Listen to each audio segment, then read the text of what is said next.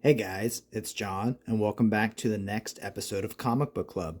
If you've been following other things on my channel, you saw the recent episode of Unwrapped where I talked about how I was kind of wanting to dive into Malibu Comics. So when I went to my comic shop on Saturday, that was kind of like my main focus. I was putting everything else to the side, and I was just trying to zero in on what kind of Malibu comics were there at the store, and I was pleasantly surprised. I think sometimes if something's not in your mind, you just don't notice it. And so, since it was on my mind this time, there was so much that I had overlooked. I didn't get through everything. These were all found in the dollar section, by the way. But I made it through like maybe one side of the dollar section before I said, this is enough for now. I can stop for today. So here we go. I found Prime number 2, number 3, number 10, number 11, number 13, and then The Strangers, number 10, number 14, and number 15, and number 17. And I found Solitaire, number 1. And now this was one that was originally in a poly bag, and it came with a playing card of Solitaire, which is pretty cool. So this was like still included with this. Like it wasn't in the poly bag when I found it in the store. It was bagged and boarded, but whoever had it kept that with it. So Solitaire number 1, number 3, and number 5. And then the same thing I was talking about, Freaks. Now this one was still poly bagged, and so it came with a promo card of Freaks. So it's not like the actual card that would come from Skybox, but it's like a promo of what's coming. So I think this is probably what the Series 1 cards look like. So Freaks. And then there was the coupon where if you collected all of these, you can get the Ultraverse number 0 comic. So Freaks number 1, number 4, number 5, and then Hardcase number 1, number 2, and this one was also polybagged, and it came with a promo card for The Strangers. Number 3, number 4, and this one had a fold out cover. So Hardcase was teaming up with The Strangers in this one. Yeah, it doesn't wrap around, so just that fold out cover. Number 5, number 7, number 8, number 9, number 10, number 11, number 14, number 19, number 21, 22, and 24. And we got that Spider-Man homage cover here. And then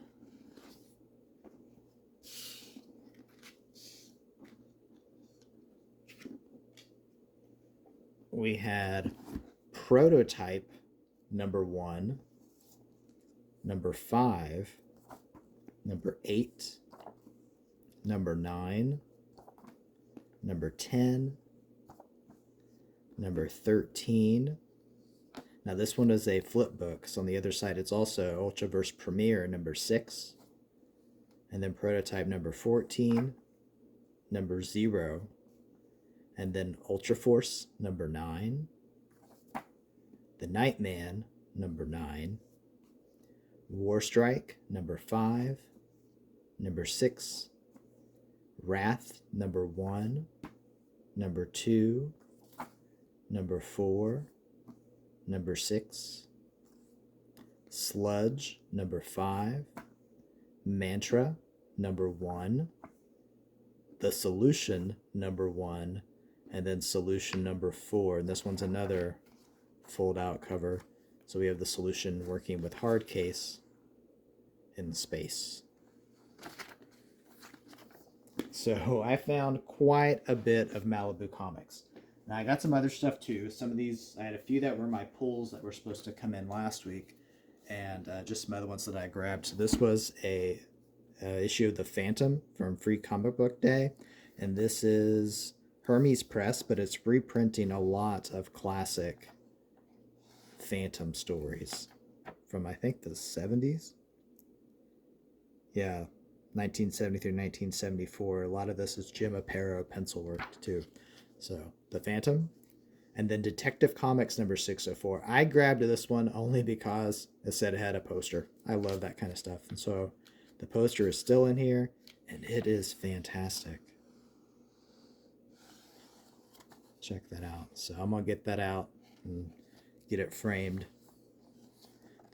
The inside, the interior work looks great too. And then this is an Alan Grant. I've read a few of his Batman-related works, and they're pretty good. So I might end up getting the rest of the series. Superman number 74. I have this one already, but I think I had a second or third printing. This is the first printing, and I love this cover. So it might be just another one that I grab. Year 1 Superboy. The Dark Stars number 6. And then Transformers Generation 2 number 3 and number 2. And then this is one of my pulls, G.I. Joe number 152. This is the Homophiles edition. So in the back, we have just his notes on the actual story itself.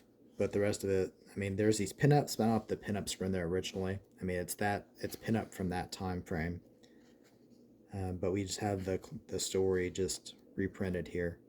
So it's not a facsimile, it's a reissue, but it's great. And I think Larry Hama's getting money for these, so that's fantastic.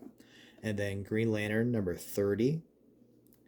If you follow me, you know I don't get a lot of modern comics, but I saw that Hal is going to be finally getting married to Carol. So I wanted to get the comics leading up to that. So I think it's going to be issue number 600. So this is 597 in Legacy prints, but it's number 30 in this current series. And then Justice League Unlimited number 14. This is another one that's building up to a new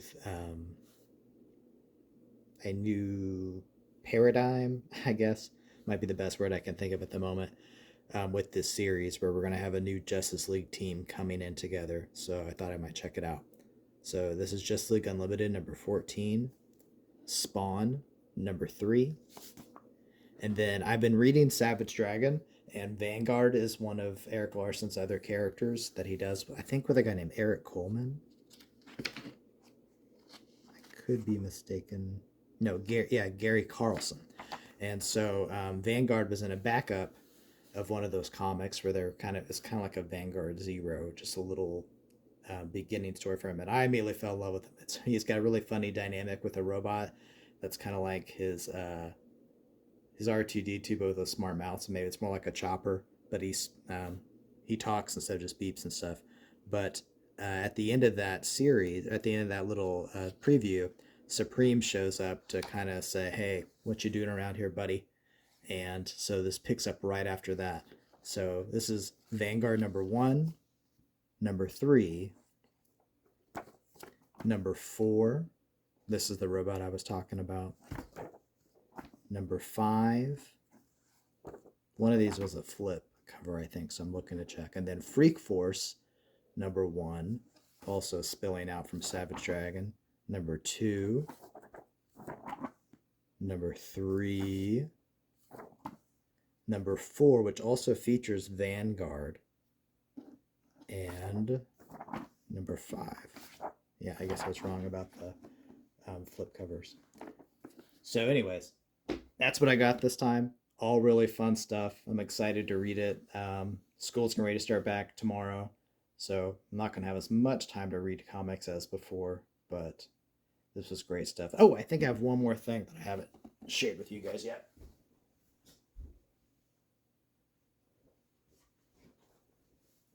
I might have shared this last time, and if so, I'd apologize. But with Christmas, I got gift cards from people, and I picked up DC Finest Hawkman Wings Across Time. So this is a whole bunch of Silver Age Hawkman stories. And it was great. Like the very first, I went ahead and read the first one in here, and it was fantastic. This was like the perfect introduction. If you knew nothing about Hawkman and the Silver Age and Bronze Age, this introduced who and not just Hawkman, but he and Shiera, who they are, why they're here, how they operate. We get the spaceship in space. We get them putting on their suits, coming down. We get them absorbing all the information they could about Earth, so they know what they're doing. So this is like the Absorbicon before it's even named. But not just that, the story itself was fantastic. We get our introduction to George Emmett, and we also get I can't think of her name. The girl that has here she is that has a crush on him at the museum. We're gonna name her here. Mavis Trent. Yeah, and that stuck out to me because I started reading Hawkman with the '80s series with Tony Isabella, where Mavis dies. So she was introduced all the way back in #1, along with this guy.